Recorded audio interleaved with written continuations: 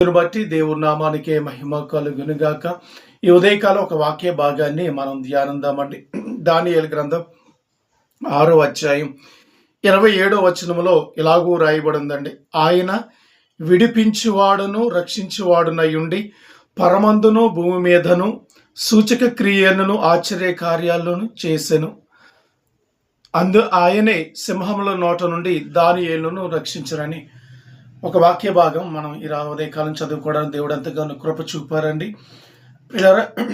మనం ఆరాధిస్తున్న దేవుడు రక్షించే దేవుడు, విడిపించే దేవుడు అని ఈ చదువుకున్న వాక్య భాగంలో ఉందని. భూమి మీదను పరమందును భూమి మీదను కూడా ఆశ్చర్య కార్యాలు చేసేవాడండి మన దేవుడు పిల్లలు. ప్రాముఖ్యంగా ఈ ఉదయకాలం ఈ చదువుకున్న వాక్య భాగంలో రక్షించేవాడు, విడిపించేవాడు మనం ఆరాధిస్తున్న ప్రభు అయిన యేసుక్రీస్తు పిల్లలు.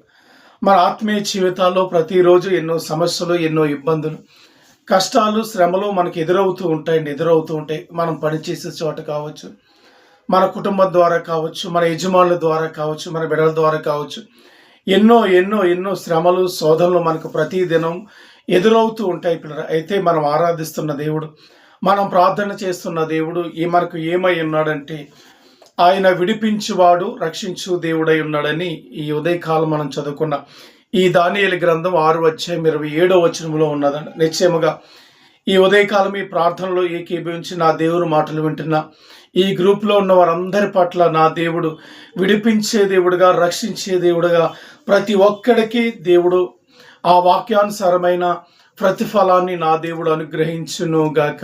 మనం ఆరాధిస్తున్న దేవుడు ఎవరంటే పిల్లరా, విడిపించే దేవుడు, రక్షించే దేవుడు పిల్లరు.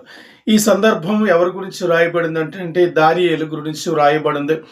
ఆయన ఉన్న ఆ కాలంలో దానియేలు ప్రార్థన చేశారు అనే ఒక కారణం చేత దానియేలును సింహాల బోనులో వేశారండి పిల్లరు.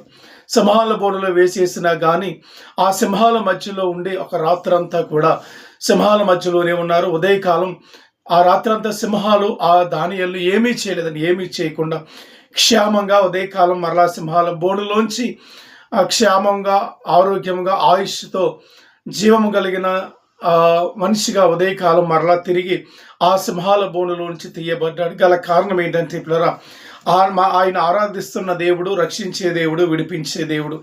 ఆ దానియేలు దేవుడిని ఈరోజు మనం కూడా ఆరాధిస్తున్నామండి. ఆ దానియేలు దేవుడిని ఈరోజు మనం కూడా ప్రార్థన చేస్తున్న పిల్లర ఆ దానియేలు దేవుడే ఈరోజు సజీవుడిగా ఉండే దేవుడు మనలను కూడా ఇదిగో సింహాల బోనుల వంటి శ్రమలు, సింహాల వంటి మనుషుల మధ్యలో మనం జీవిస్తున్నాం.